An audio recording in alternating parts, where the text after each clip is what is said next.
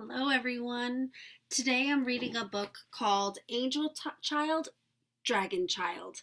And this is a beautiful book about, it's actually a story based on true life experiences from a Vietnamese girl who came to this country and her experiences in an American school and how people treated her, how she built new friendships, cultural diversity in America, and how, America is more of like a melting pot of full of cultures and people from so many countries speaking different languages. And I see this all the time at the schools that I teach at in Albany. And I also am first generation in this country. My family's from Albania and from Serbia-Montenegro. So I can relate in regards to, having a family with a different cultural background from others in my school, that we speak different languages at home, and listen to different music and have different traditions and values in regards to many aspects in our life. And what's so beautiful is that this book, even though many of the students might be different from one another, we're all still alike. This is a beautiful book, and please, I hope that everyone can see the beautiful pictures of this book too. This also talks about the difference between, also like our habits of, sometimes you might want to lash out, and thinking about, how we can, be fierce and try to defend ourselves and react to different things, but also being an angel child, you can see different aspects in Ut, who is our main character, where she's trying to, try to do the right thing and be calm and be respectful. But it's really hard when you're faced with a lot of challenges and differences and inequalities and things like that. So this is kind of just, this book reminds us to find that balance, right, between anger and frustration, and then also compassion and love and patience.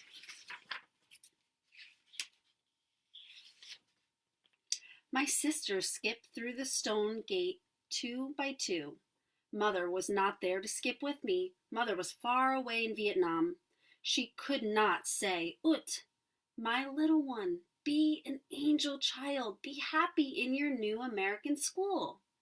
I hugged the wall and peeked around the corner.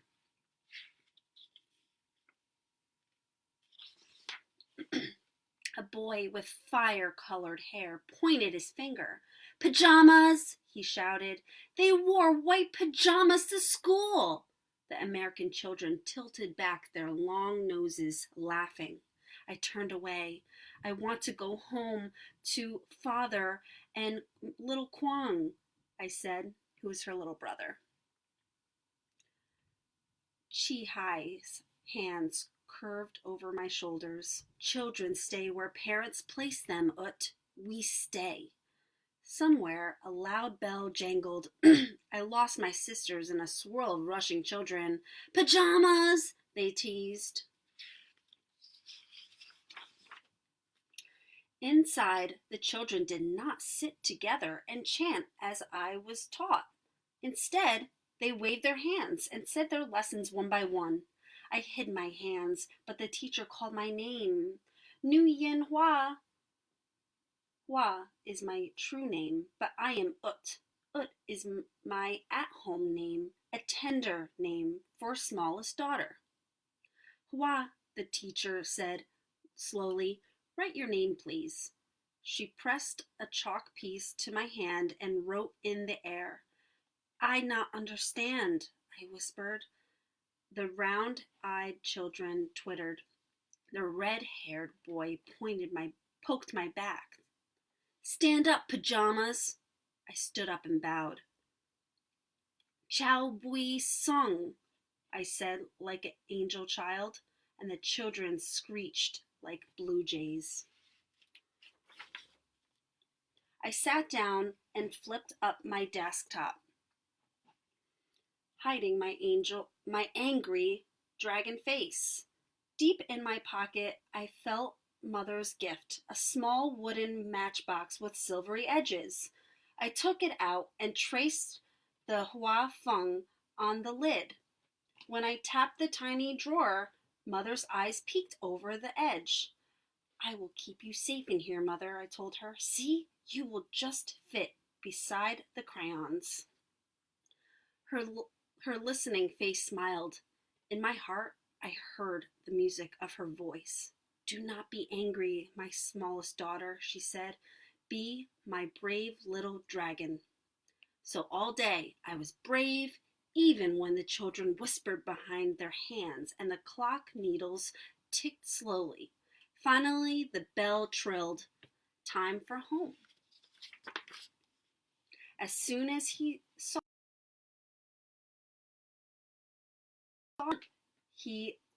his laughing eyes gleamed like watermelon seeds.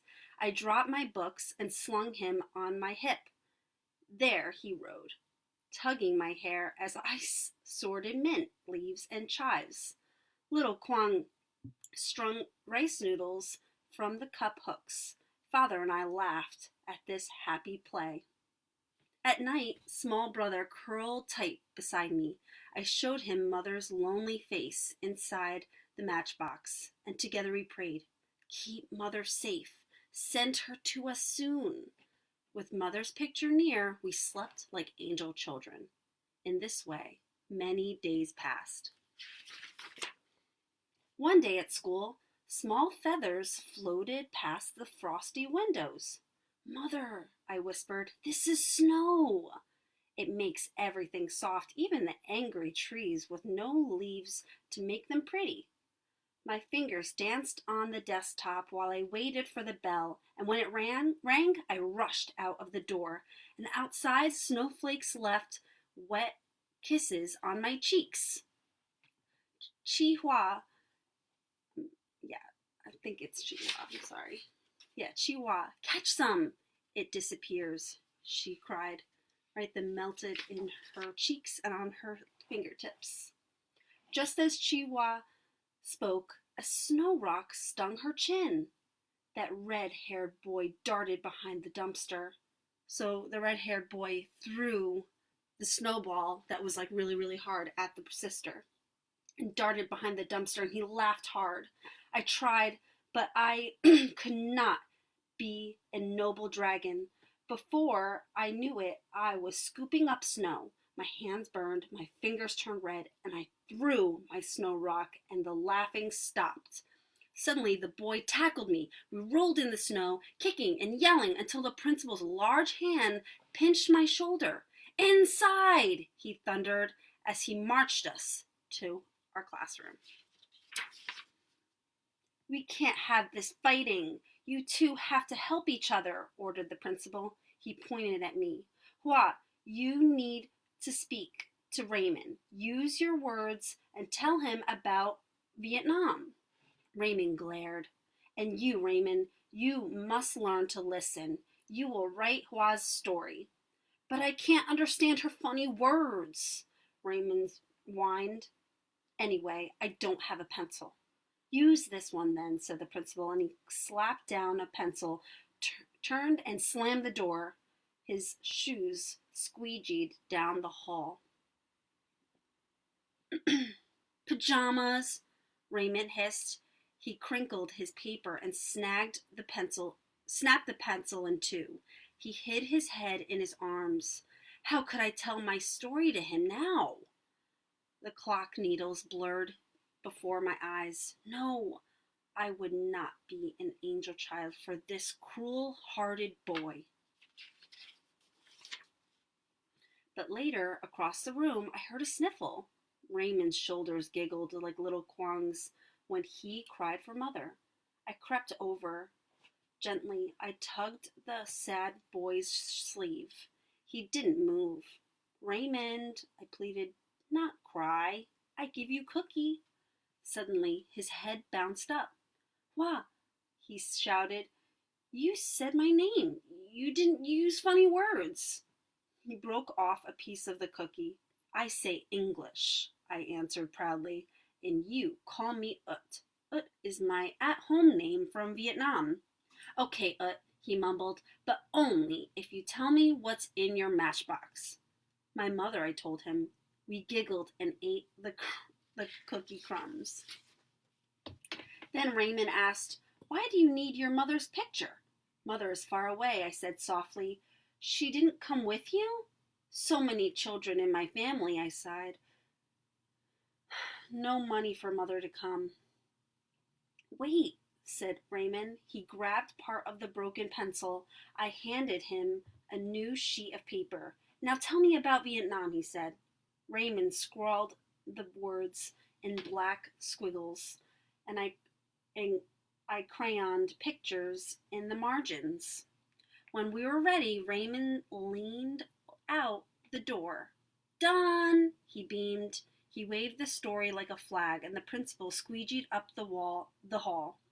"You may go," said the big man. We dashed through the stone gate together. The next day, the principal read our story to the whole school. "These girls sailed many oceans to be here. They left behind their home, their friends, and most important of all, their mother. So now, But's mother needs money for the long boat ride to America," shouted a familiar voice. Raymond stood on his chair. "And we could have a fair and earn the money." "Young man," warned Principal. Raymond slid down in his seat. "We could," he insisted. I hid my eyes and I held my breath. My sister squeezed my hand. "A special fair, a Vietnamese fair," my teacher explained. My eyes opened wide and the principal's eyebrows wiggled like caterpillars. "But who will help with the Vietnamese fair?" "Me!" cried Raymond. "We will!" squealed the children. "Well, what are we waiting for?" said the principal, and we all clapped for the fair, which was really awesome. And now he turned it around and is helping. On the special day, I wore a white ao zi, which is her dress, and welcomed everyone to our Vietnamese fair. "Chào bu sang," I said, which means good morning, bowing like an angel child. "Chào bu sang," they answered, smiling. High above our heads, a rainbow dragon floated freely.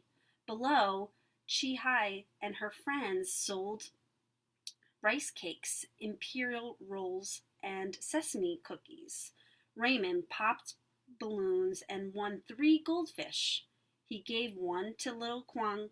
"Don't eat it," he warned. By the end of the day, we had just enough money to send to Mother. When will she come? I wondered. Every day we walked home wondering, when will Mother come? We slid through icy winter. We splish-splashed through the spring rain. We tiptoed barefoot through the grass, still hoping she would come. On the last day of school, when I knew that Hoa Phang were blossoming in Vietnam, Raymond and I raced home faster than all my sisters. We were the first to see Father and little Quang at the picture window, and beside them, Mother! It's so nice. Awesome. And then there's a little afterword talking about Vietnam and the kingdom and a little bit of the history there. And it's such a beautiful book and how community comes together. We need each other to build each other up, building these relationships, building tolerance, patience, communication, acceptance, compassion. This is all what community needs. And that's what it's all about, you know, building these relationships with each other. And if you don't understand someone, you can at least try, right? Or help with, you know, a helping hand, like reaching out, asking if they need help, asking if they're okay. There's many universal ways that we can talk that doesn't necessarily mean that you have to speak the language. And not everyone that comes into this country needs to speak English right away. It's really hard. English is an extremely difficult language to learn, especially when other, countries and other people come from other countries, it's a lot. It's a lot to adapt to the culture, the language, the people, the businesses. The whole lifestyle is extremely different. And all we can do is lend a helping hand, taking the time to learn each other's story so we can build that acceptance and compassion, that patience and tolerance that we do need as a community. I hope you liked the book, and please share it. This was actually, which is so cute. I loved, this is just shows how old I am. This was a Reading Rainbow book. And you can possibly watch the Reading Rainbow video. I'm pretty sure it's on YouTube. Anyway, hope you have a beautiful day, and I'll see you tomorrow for another book. Take care, everyone.